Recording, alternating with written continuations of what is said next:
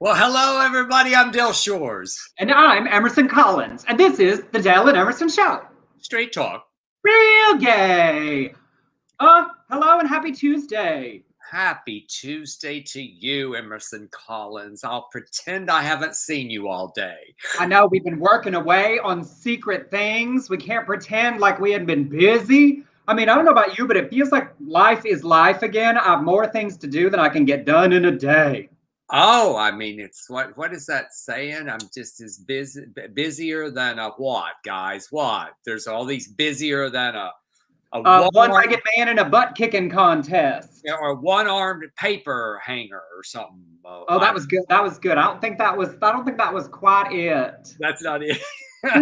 Well, we hope you missed us on Friday. We have a big full show. Daddy's Day, SCOTUS decisions, Department of Justice and anti-trans laws, out in the NFL, out in Drag Race, Sesame Street, an Olympic runner, LGBTQ protection state ranks, the Pride House, Cracker Barrel, international updates, homophobic handwriting, and more.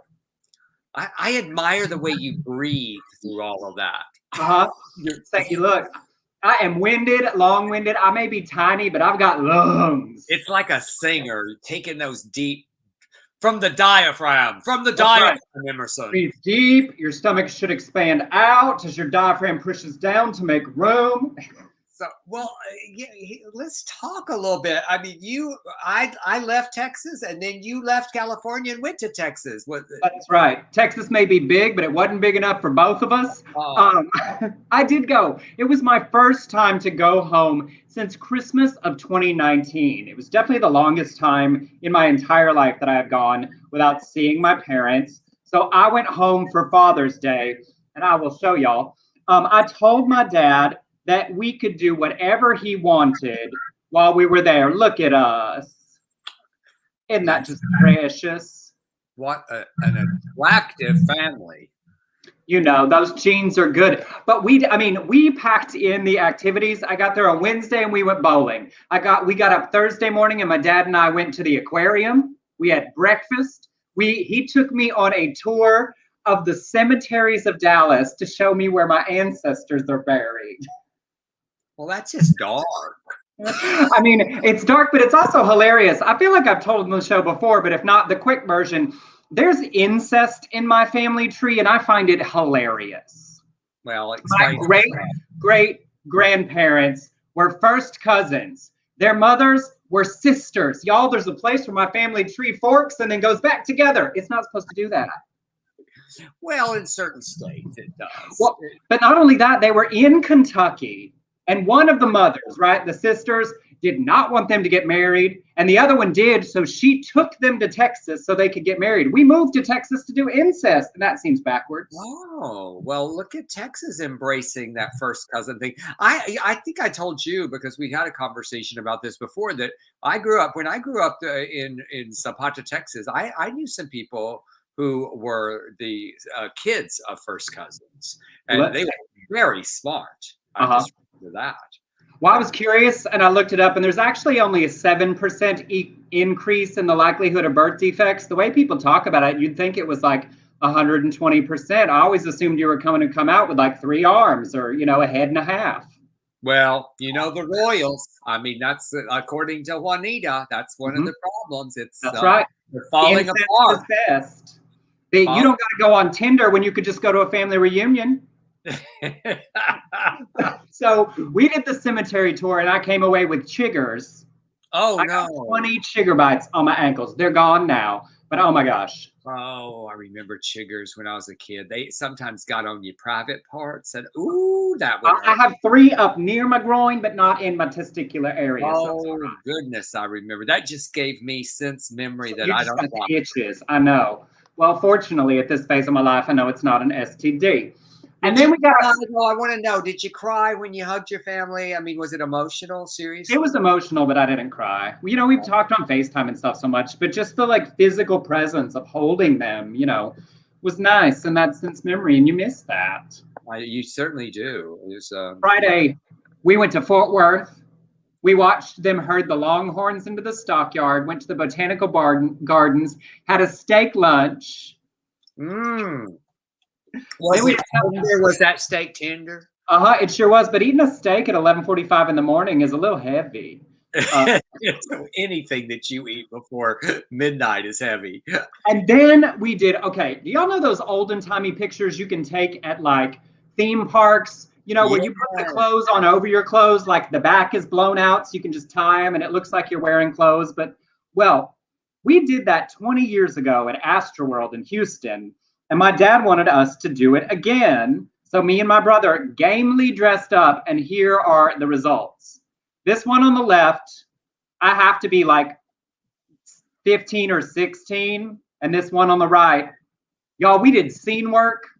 The woman said, will you put you in these clothes? And my dad said, oh, no, I want to be a banker and y'all are going to be sticking me up. He had a scenario ready like we were in acting class. And then, like good old Texans, y'all had those guns. I love Larry Collins that he is so, like he has fun. Yes, we did activities. And the woman that ran the photo play said, oh, y'all are good. Usually people just sort of stand there. Do you mind if I print an extra one and put it on the front door as an advertisement? And I said, well, you'll have to contact my representatives, but I think that will be fine. I'm a little disappointed there wasn't a bonnet. Well, you know, I was tempted to ask for the hoop skirt and corset, but I just thought that might be a bridge too far for that sweet little girl at the Texas Cowboy Museum in Fort Worth. Dad's joy. My light just fell. It just went there. I am. I'm lit again. Look at you. Oh, spotlight. I don't know. I'm having some technical issues here. Yeah. He would go. No, not the bonnet, not the bonnet and the hoop skirt. And how was your weekend? How was your Father's Day, Father? It was good. I love my girls so much, and one of my favorite things is that what they write about me. It's always so sweet, and you get emotional knowing how they feel, and then I got to see Rebecca. I should have given you a picture to show us, but we go to my Instagram, they're there, and or Rebecca's. We had a great time over at Rosemary and Newell's and had some food and just talked and jawed and commiserated. Laughed till sunup. And I got I'll show you. Rosemary and Newell gave me this, which I just love this picture of, and I don't think I'd seen this. It's a cast of me. Yes. Cast of Trailer Trash Wife. I love that. So yeah, it was good. And my daughter Caroline's coming in a few weeks after my surgery, and we're all going to go out to dinner to celebrate Father's Day again. So that was that. Oh, and something crazy happened on Father's Day. What? Well, I taught on Father's Day, and I wish I could turn this around, but I'm scared I'm going to unplug. But there's a balcony right outside this hotel, and I'm just teaching, just sharing all the secrets of acting, and all of a sudden things start flying onto my balcony. And first it was just a half empty Gatorade, and then it was some sunscreen, which I kept, and then it was a black toothbrush, and there was a quarter. And then the next morning, it was a Black American Express card. Oh, I'd have kept that. Go shopping. Shakira's. Not that Shakira. I think it was a different Shakira. I think they were having a fight, and he was like just going through her purse and just throwing shit. I like in your story that the black Amex is hers, because yes, it was hers. I got the rest of the story today. She picked it up down at. She was in 535. She picked it up.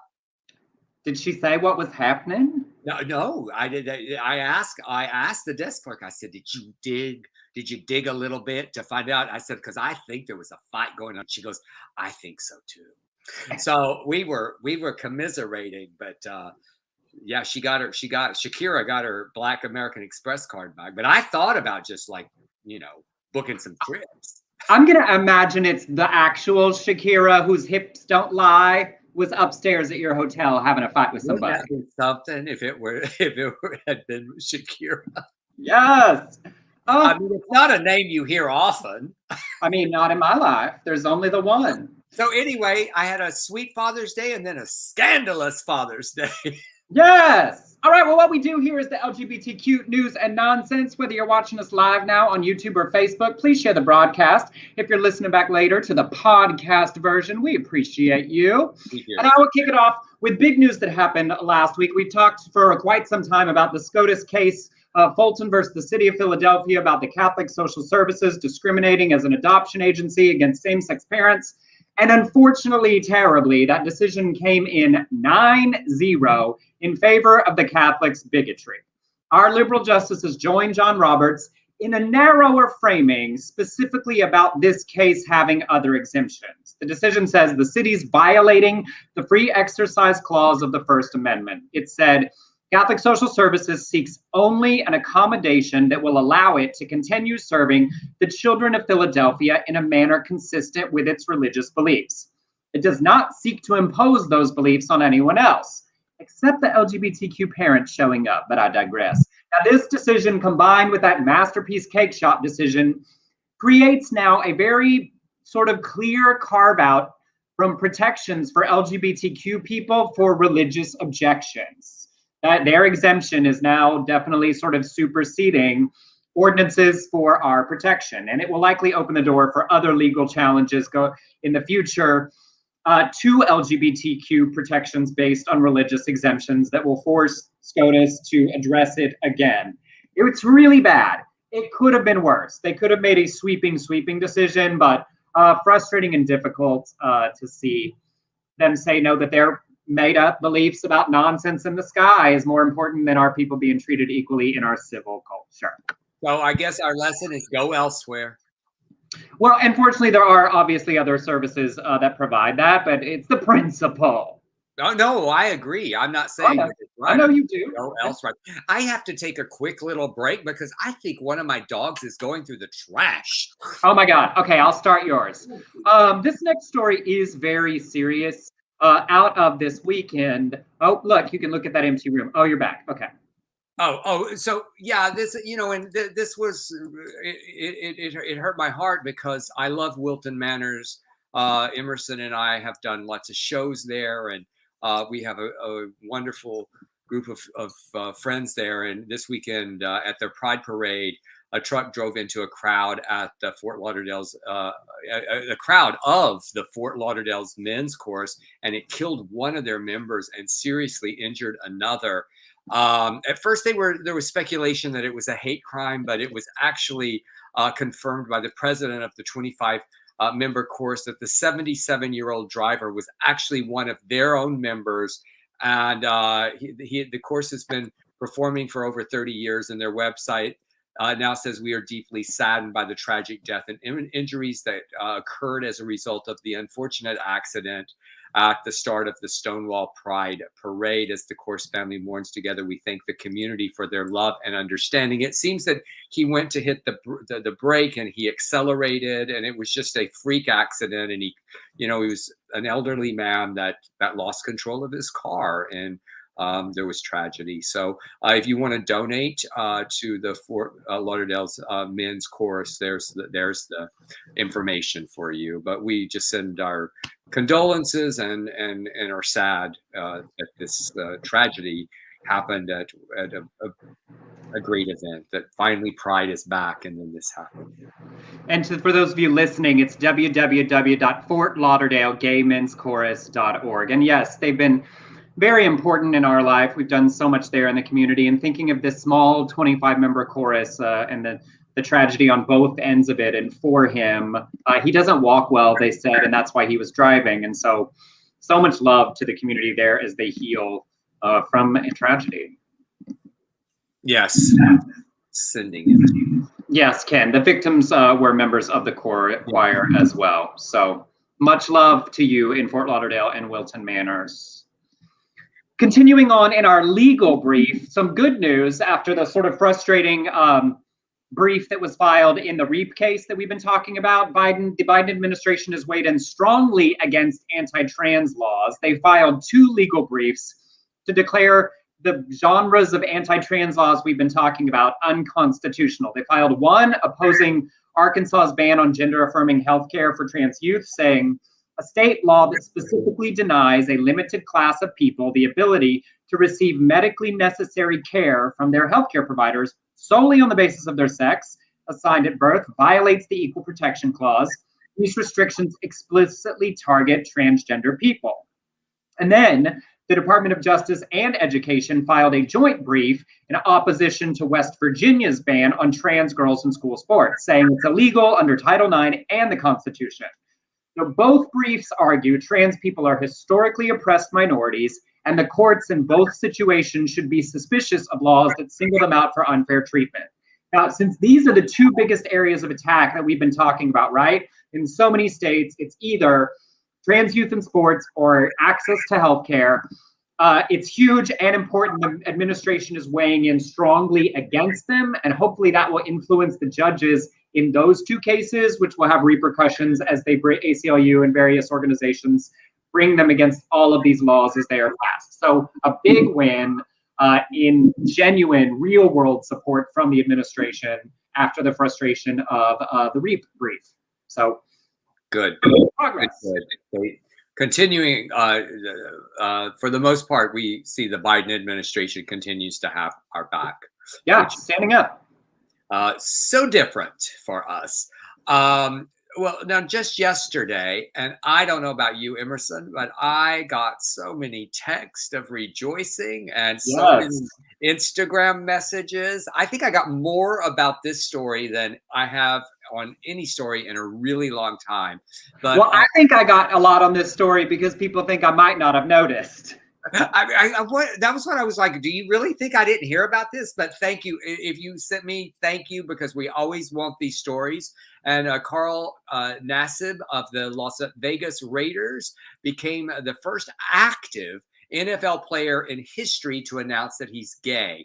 In a casual Instagram video, he said, "What's up, people? I'm at my house in Westchester, Pennsylvania. I just wanted to take a quick moment to say that I'm gay. I've been meaning to do this for a while, but now finally feel comfortable getting it off my chest. I really have the best life, the best family, friends, and a job a guy could ask for. I'm a pretty private person, so I hope you guys know that I'm not doing this for attention. I just think that representation and visibility are so important. I actually hope that one day videos like this and the whole coming out process are not necessary. But until then, I will do my best and do my part to cultivate a culture that's accepting and compassionate. And I'm going to start by donating $100,000 to one of our favorite charities, the Trevor Project. That's an incredible organization. They're the #1 suicide prevention service for LGBTQ plus youth in America. They're truly doing incredible things, he says. I'm very excited to be a part of it and to help in any way that I can. And I'm really pumped to see what the future holds. 15 players, y'all, have come out after playing. And we all know that Michael Sam, who was out after being drafted, but he never made the roster. So there you go. Huge, huge sports ball news. Yep. And as Ken said, the NFL just this afternoon announced that they are going to match his donation to the Trevor Project, $100,000. Now, let's be honest, the NFL could afford to do like 10 times his donation, but it's a gesture of support from the national organization, and I think that's huge. And it's a lot of money for the Trevor Project. They work really hard to raise those funds, and they are trevorproject.org. You can go find them and donate yourself. And I was thinking about, how huge this really is, right? That he's in the middle of a successful career. It's not on the way out. It's not stopping his career. His team tweeted in support of him. It was clear that the team knew about it. The other players knew about it, him going into this. He said elsewhere, he's thought about it for 15 years. But he also said, now I've got to go play football, basically. So if I don't answer your interview requests, I appreciate that he was sort of like, I'm doing it. Here I am, but I also need to get back to work. Because the example that sets for young queer people who play sports, let's be honest, football is the top of the Americana sports hierarchy. That's really meaningful. Thinking of like young queer athletes, I was picturing yesterday, as I'm wont to do, high school out athletes being able to buy his jersey, I bet there will be some kid that the way they come out next year is wearing Carl's jersey. It will that exists for them. And now for kids like me who aren't so interested, the progress of not using queer or gay as a slur in sporting also helps the kids like us that are young, not being in their world. Well, I think another factor here is, I'm not saying that there are sports that are more masculine than other sports, but the perception of football is this is a very manly sport. And, and because of that, and because, we grew up in the South where football on Friday nights was, it was as big as church on Sunday mornings. So, it's culturally, I think that for him to do this, it's going to, as Harvey Milk said, we got to put a face on this, and he did, and I just am so happy and proud of him. As Danielle said, this is huge for youth who feel they have to choose between being themselves and participating in a sport they love. And that every time we get past a first, there never has to be another first again. As we work towards the day where we are not talking about firsts in any capacity, but it is really, really huge and really meaningful. And watching people that grew up in sports that didn't feel a connection to the rest of us in the community, it's all a win. And so yay for that. Win, win, win. Now, I'll be honest, it's not going to make me watch it anymore. I went to all of the football games in high school while I played my French horn in the marching band, and I did not learn the rules to football till I got to college. I had no idea what was happening. Just tootling away on my French horn, playing, Mac the Knife and whatever. No idea what 1st and 10 meant. Now, Emerson, do you still have a French horn? Is it in storage somewhere? No, because they're expensive. Well, I don't even know. I didn't even own mine ever. It's in the category of once you get above a certain, you had to be highfalutin to own your French horn. Those are not cheap. So we rented by the year. Yeah. That's what most people did. Nobody owned the tuba. Yeah. Can you imagine in the closet? Well, I played the tuba back then. A euphonium's much more sensible, the little half size. Yeah. I think some people own the clarinet and the flute. And the piccolo. Yeah, and reed instruments, particularly the smaller ones, were more affordable. But that was not in our budget, and I did not continue into adult life. I was mediocre at best. Were you? I was percussion. I did, snare drum and. Did you really? I did not know that. Yeah, and Tiffany and in the march in the because I could read music a lot and then the triangle I did all that shit. Now, did you also play the xylophone? Because that's the one I can picture you most from the percussion, holding 4 in hand, going. No, I didn't. Sometimes I would, we do the cymbals too. I kind of love the cymbals because you just could get some aggression out. I know. Looking back, y'all, my muscles are tiny as can be, and it was 110 in the shade in August in Houston, Texas, when we were learning those marching band routines before school started. We used to have people pass out. Of course, it counted as our PE credit, so that's the real reason I didn't quit band. Well, that's the reason I was in band in high school. I quit for a while, and then I went back just so I didn't have to take PE because I was bullied so badly in PE classes. Oh yeah, I mean, in middle school when they taught them the rules to football, I was with the 12 boys that went to play kickball with the girls. In high school, I was whatever I have to do to not go to that locker room. I was so relieved when I went to Baylor and I got to take bowling 2 semesters and roller skating. Oh my God. And I was good at the roller skating. I took roller skating for my PE. I didn't have to take PE. Oh, yes, I did. I took ballet. In college, because it was when I was for musical theater, I should learn the basics of ballet. So I took beginning ballet on Mondays and Wednesdays and intermediate ballet on Tuesdays and Thursdays at the same time. Oh, so on Mondays, they were tendu and back. Tendu and back. And on Tuesdays and Thursdays, they were across the floor and split leap and cry. Well, I took bowling.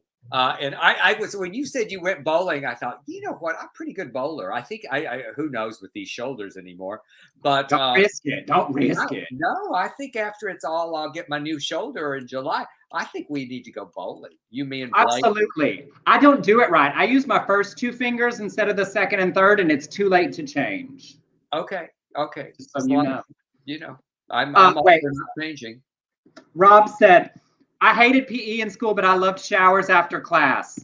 That was no, ma'am. I didn't like those showers. I felt very watched. And you like how we started at football, ended up at marching band, and then we were in the showers. All right. Moving on, another coming out story that's very special to me personally. Y'all know I love the drag race. I watched the Australia finale. I'm loving España. I can't wait for All Stars to start this weekend. It is one of my great joys. Well, from the drag race community, choreographer, season 6 sickening star, So You Think You Can Dance auditioner, dance teacher, activist, Laganja Estranja last week did a big interview with Entertainment Weekly where she came out as trans. She said, "There's so many other women around me who've inspired me to come forward today. And it's because of their fight and their struggle that I'm able to really do this and say that I'm nervous, but I'm not scared. I'm not going to live my life in fear anymore." She talked about presenting as female for the last 10 years in drag, but she said, "I do want to be able to express this at all times. I just got my hair cut, a very feminine cut, and in 1 week already, my life has changed. I'm able to come off stage, take my makeup off, and still see a beautiful woman in the mirror. It's powerful." She said her family was incredibly supportive when she came out to them recently, and she'll keep her drag name, Laganja Estranja, and her first name, Jay. On Instagram, she said, "I want to thank all the trans brothers and sisters that came before me who fought so that my coming out could be joyous. I'm so proud to identify as trans and to be living my truth. Happy Pride. You are beautiful as you are." And that's very special for me because I've actually known Laganja since she was a teenager when we were both living in Dallas doing theater.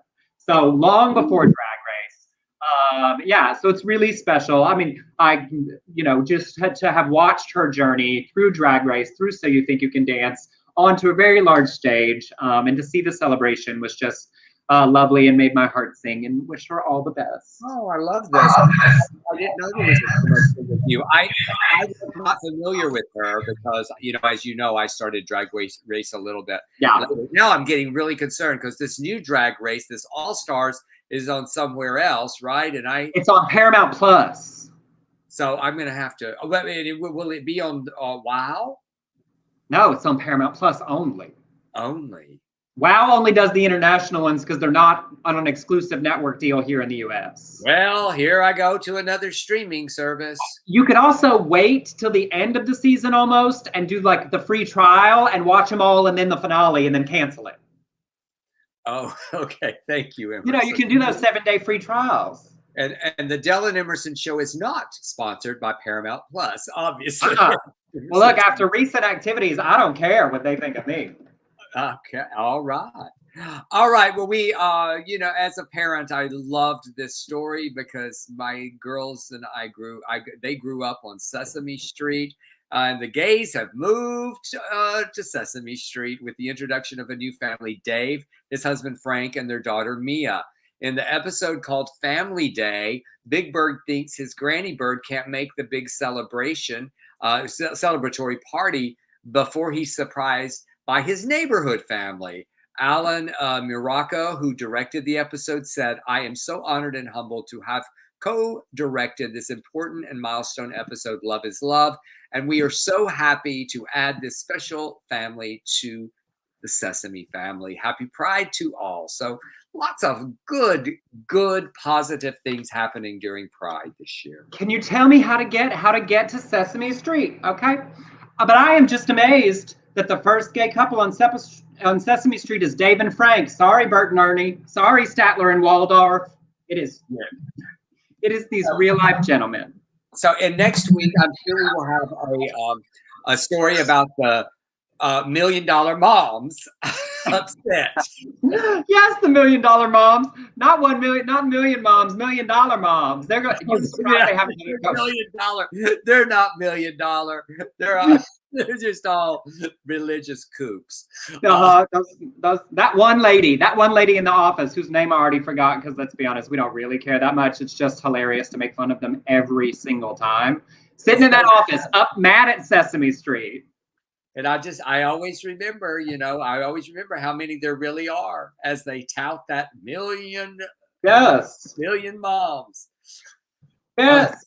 All right, we have reached the halfway house of our show. If you enjoy what we do here and you are sitting on some money that you don't need and don't know what to do with, you can send us a tip for the effort we put into making the show both informative and entertaining. You can Venmo us at Emerson Collins or on PayPal to beardcollinshoresproductions@gmail.com, all one word. Thank you to Michael Shane, who's already contributed today.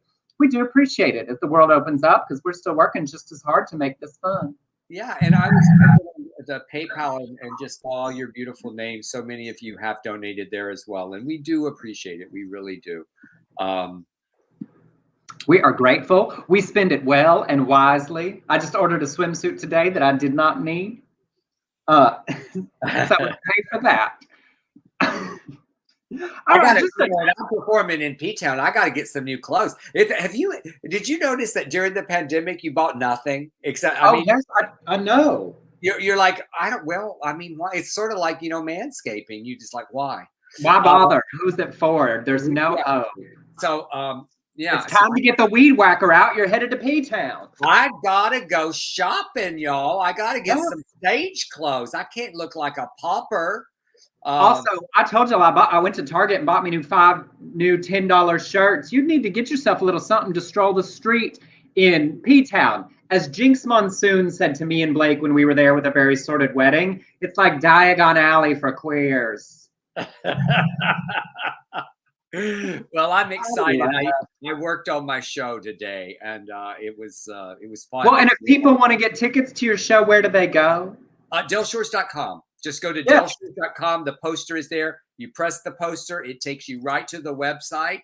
They're $39. I'm worth it, I hope.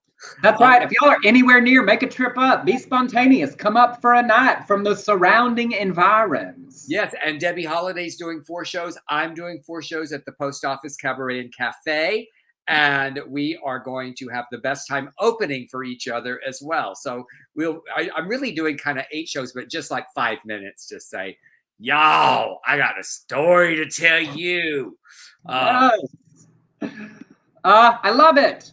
All right, this next story comes to us out of Delray Beach, Florida, because of course it does. A dumbass was caught on video doing burnouts to damage the Rainbow Crosswalk there to celebrate Trump's birthday. Now, I'm going to pause for a second, show y'all this video. Look at this moron. Here he goes. Just burning rubber.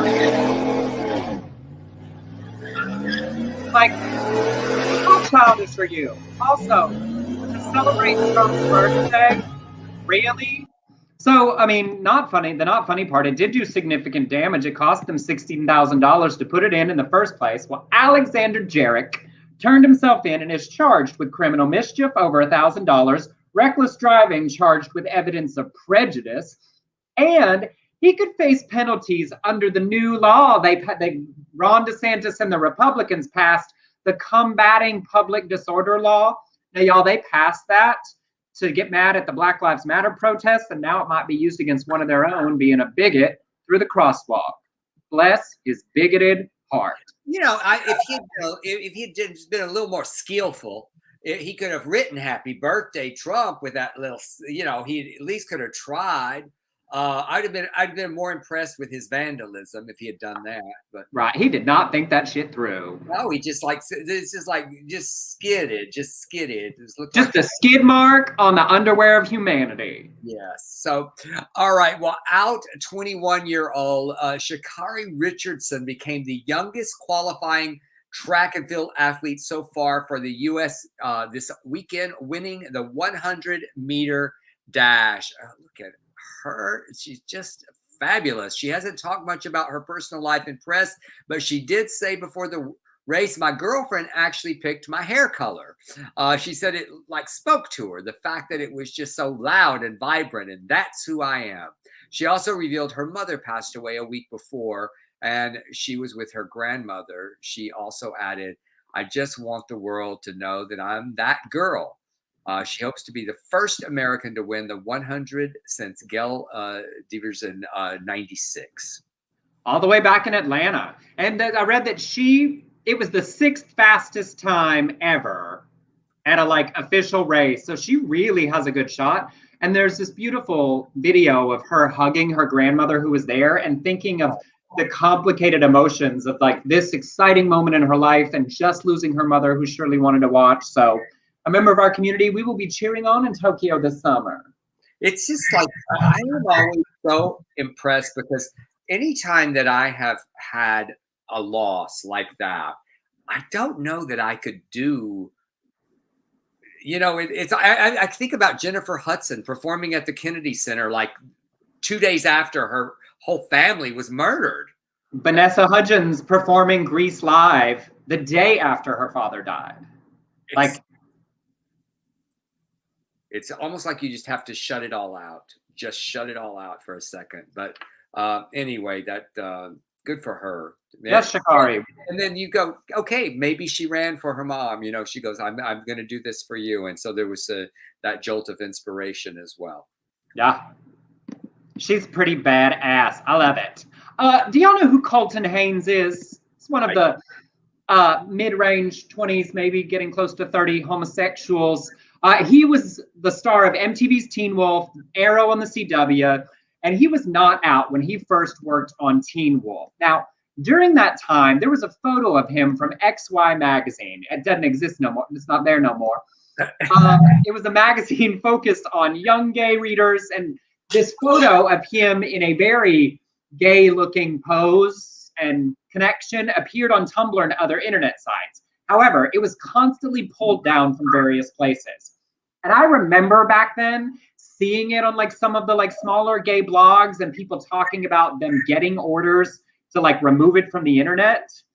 So in January 2016, a fan posted it again on Tumblr and said, "When I found out Colton Haynes had a secret gay past, I got so excited, even though I know it makes absolutely no difference in my life." Well, at the time he wrote on his personal Tumblr, "Was it a secret? Let's all just enjoy life and have no regrets." So a long way into his Teen Wolf journey. Then he officially came out in May 2016.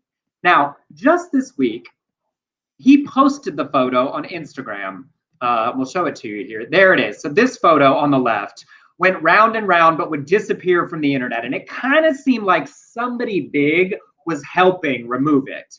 And he posted about it and said, "I've never posted this picture before. In fact, I spent a big part of my career trying to erase it from the internet while I was still in the closet. Partly because so many people in Hollywood told me I would never work as an openly gay actor, but part of it was because I was incredibly ashamed.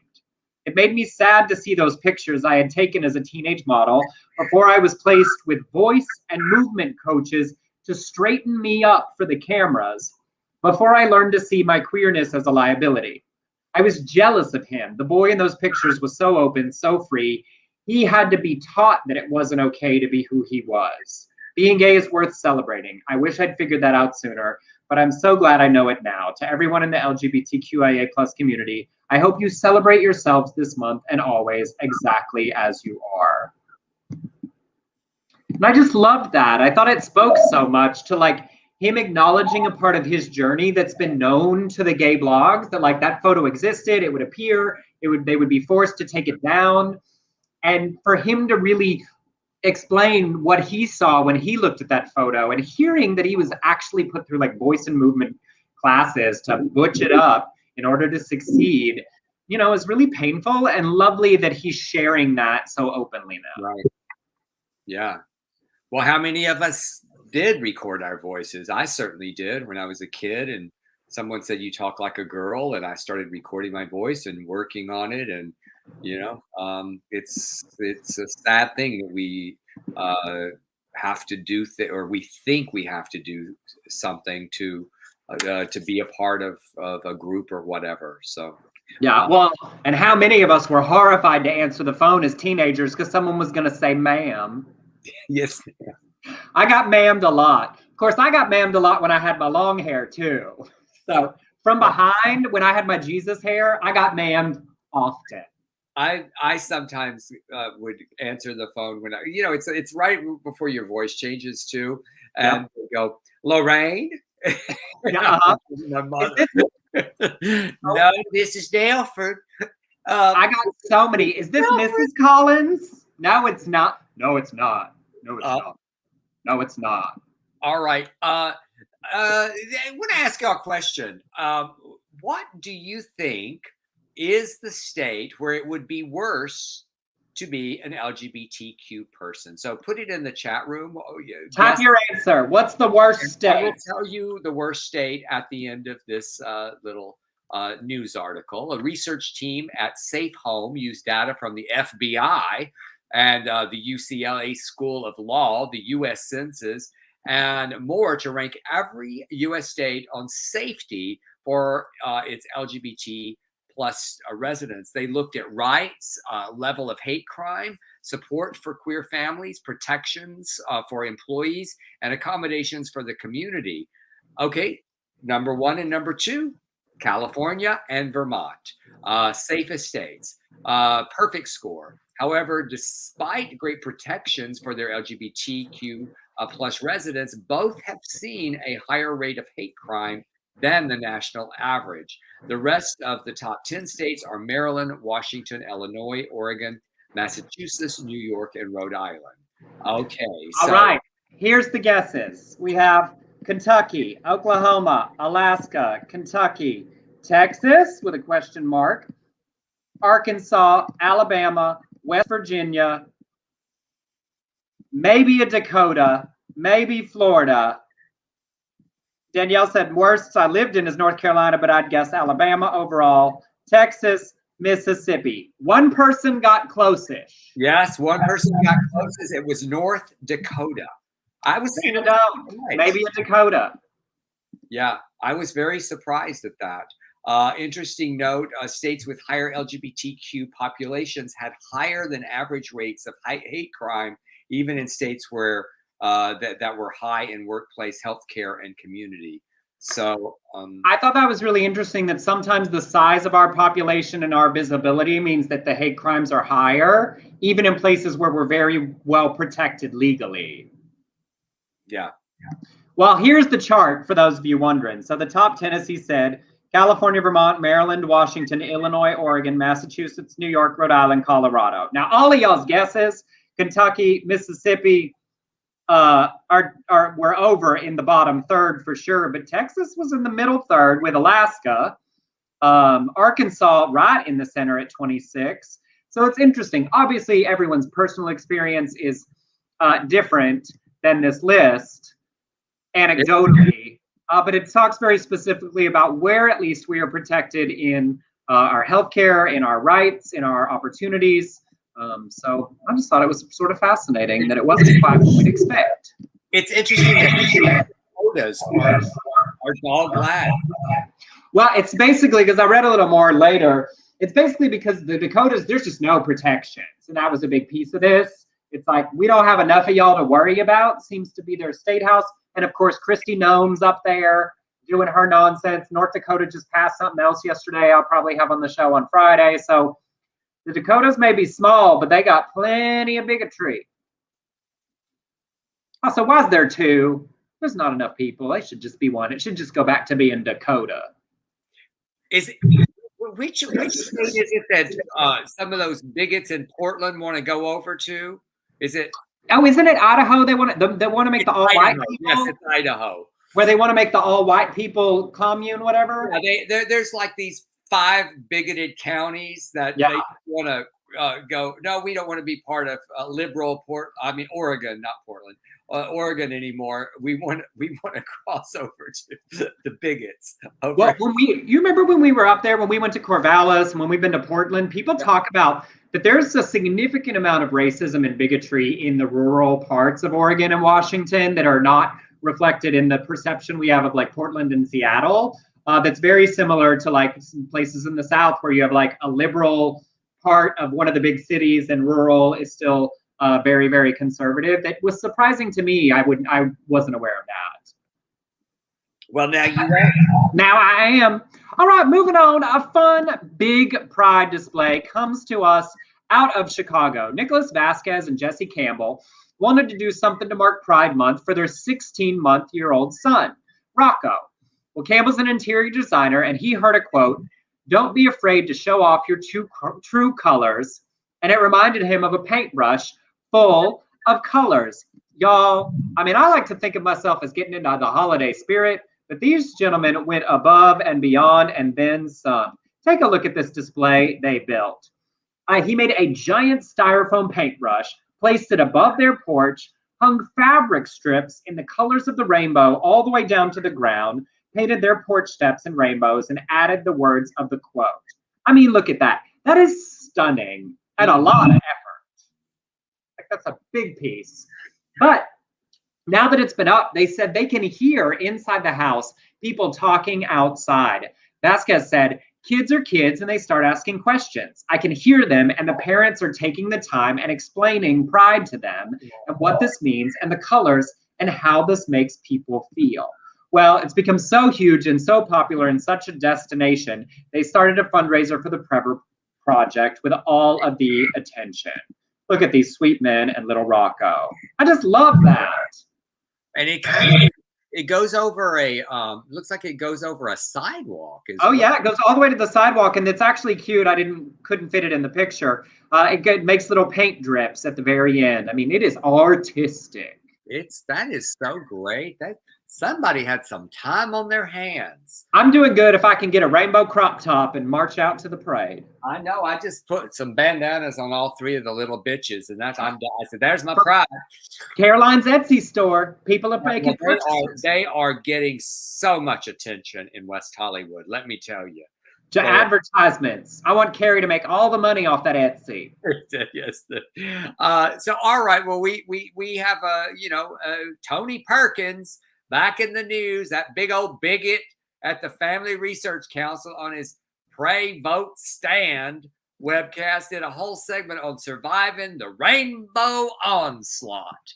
He said the world is upside down when American pride is something we should apologize for, but sexual perversion is the stuff of parades. You can't turn on the television, shop for cereal, or scroll through Facebook without being hit over the head with LGBT pride. Thanks to woke corporate America and the most radical administration in the history, there's no escaping the left's fourth sexual revolution. He said Pride Month now rivals Christmas. Pause for a second. Yes. Absolutely. Y'all, I love me some Christmas. Christmas is a sport at my house, but that he thinks pride is rivaling Christmas, y'all, we are doing well. And I just like say, yes, amen. He goes, he also said they demand validation, affirmation, celebration. Yes. Pride is the new religion. Amen, y'all. Can I get an amen? All God's people said amen. Bow a knee, or two, to their sexual gods or face the left's fiery furnace. He's not wrong, okay, y'all. Okay, hold on. Before you get to that next piece, I love everything about. They demand validation, affirmation, celebration. Correct, I do. He had to think those through, though. He had to think about what rhymes with OID. Well, also just the name of that broadcast: Pray, Vote, Stand. Like he's trying to eat, pray, love, but that's just not great. Pray, vote, stand. Can I pray, vote, sit? I was like, I have tried so hard to get blocked by that motherfucker. I'll never get. He will not Twitter block me. But anyway, he's not wrong, y'all, because even Cracker Barrel posted rainbow chairs and said a Cracker Barrel dining room is a place where people of all ages, races, genders, ethnicities, walks of life, political preferences, and sexual orientations can come together and feel at home. And they have come a long way from 1991 when they fired Cheryl Somerville and just flat out said they firing you, but you're firing you because you are gay. So I love that. Cracker Barrel has. I remember when I was Knoxville Pride Grand Marshal, that bigot preacher was like telling everybody to meet in the parking lot at Cracker Barrel, and Cracker Barrel said, "Oh no, don't you dare come here." Yes. So they had to go like to the Baptist church or something to meet. Yes. And also, I mean, he's right to be worried. You've lost the Cracker Barrel, one of the staples of Southern conservative life. But I got to be honest, gosh, that place is good. And that gift shop fascinates me. I was, when they finally got politically right and I was able to go and just have a chicken fried steak at the Cracker Barrel with those butter, full of butter, mashed potatoes and white gravy. That gravy you feel can just go in straight to your arteries. Biscuits. Oh my goodness. I am hungry right now. Yes, I know. I love it. Wait, some people had some better names for his broadcast. Pray vote twerk. Zana said. John said, pray vote shit. That's been my life lately. Eat, tweet, shit. That's what we did for the pandemic. Pray vote, shut the fuck up. How's that? That'll work. I just love it. I love it. I love that he's upset. I love that all of those big old bigots. And he's saying all the reasons that we are succeeding. That he's like, yeah, he's enlightened, y'all. He is enlightened. I think he's been reading Instinct magazine or something. Rivals Christmas. Rivals Christmas. We've got because of the decor. Because yes. He saw that paintbrush and I know. Rivals Christmas. That's better than a Christmas tree. They're never going to get that rainbow back. I'm so sorry. Noah is not around to complain. As Arthur said, pray votes suck. Support that. I was going to say something else, but I forgot it. Moving on, I just want to give you a little international updates from our community around the world. You may have seen, because it did make our news bigger than they do sometimes, Hungary just passed a ban on homosexual propaganda, very similar to that one in Russia that says basically anything about us is dangerous to children and must be adult only. Banned TV programs, ads, and schools from talking about gay people.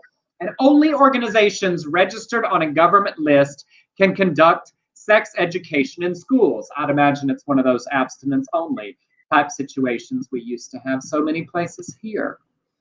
And then out of Uzbekistan, we don't often get stories. We've done Chechnya and some, but former Soviet countries. Well, the leader of the National Revival Party there recently did an interview and said the public will never change its mind on LGBT rights, even after 1,000 years. He's convinced. That's almost one of those Scientology contracts. It's still illegal there to be gay. They don't arrest people as often, but queer people are targeted for various other things. And his idea was that they should strip queer people of their citizenship and deport them because it would be a more empathetic approach than imprisoning them. So we don't want you here, so we should just make you not our citizens, send you to those places that are happy to have you.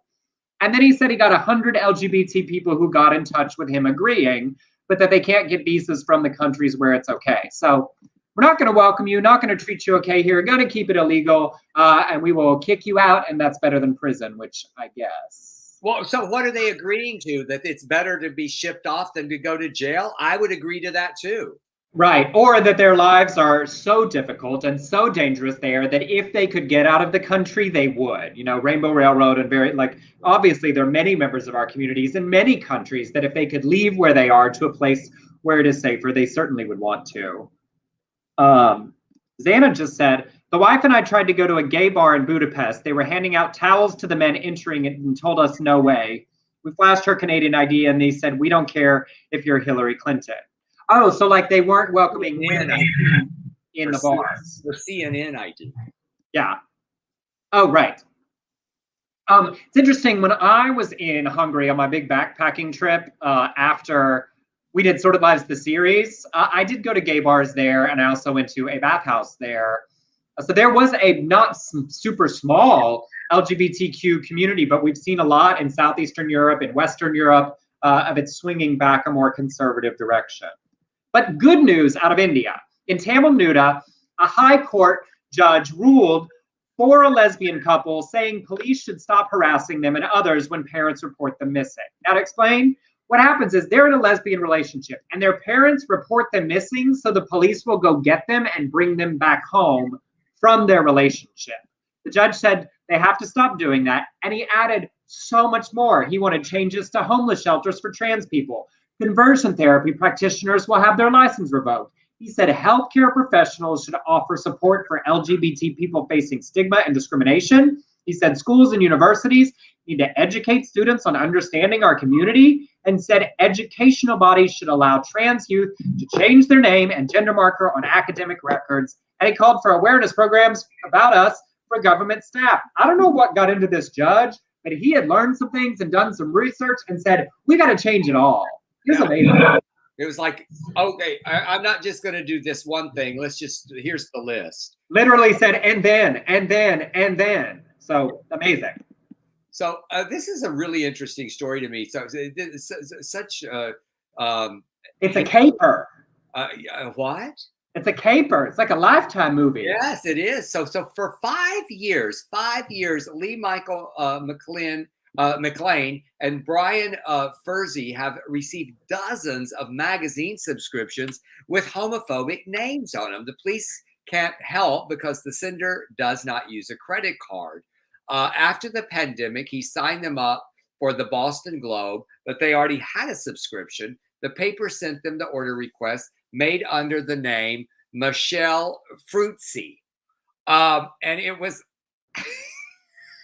like, it's hilarious and so lazy. Michelle Fruitsy. Michelle Fruitsy. And it was handwritten. McLean posted the card on a neighborhood website saying, the joke's on them. What gay doesn't want free issues of Vogue and Cosmopolitan? The neighbors started the hashtag, I am Michelle Fruitsy. And I'm just seeing the whole neighborhood doing Spartacus. I am Michelle Fruitsy. I am Michelle Fruitsy. I am Michelle Fruitsy. And one got the town election records and went through them all to match the handwriting, and they found the motherfucker. They got him. So I need to know about her, because the one who said she got Freedom of Information Act. I got the town records, and I am rolling through the voter rolls. That's a lot of work. That's a lot. Also, it means this person is a voter. That's right. So when detectives questioned him, he confessed, and he lived 2 doors down from these guys. He always waved. He made casual conversation, and he served with the couple at town meeting as town meeting members. They said he told the officer that he was motivated by our outspokenness and our opinions about Milton, and this is Milton, Massachusetts, politics and Milton's future. I have some doubts about that. So they're now selling T-shirts with the hashtag to endow a scholarship for queer students, and they've raised $12,000. I'm just loving how everybody's turning some negatives into positives. So I mean, it is a full Desperate Housewives episode. Like, this is like Mrs. McCluskey getting the voter rolls, matching the signatures, marching down the street, and you just see, like, I can see it. The policeman knocking on his door, being like, "This man, yeah, well," and it's your neighbor. I just hear that voiceover from Arialis, and he, all those years, he waved and he was friendly, and we served on the town council meeting, and you just don't know what bigotry lurks beneath the surface. Michelle Fruitsy. Well, what's really interesting is how much he's spent. I mean, Zana is saying that the Boston Globe is $1,000 a year. So all of those subscriptions are not cheap. That he signed them up for just to be an asshole. It's just surprising to me when your bigotry starts costing you money, you think you would quit. Like, stop.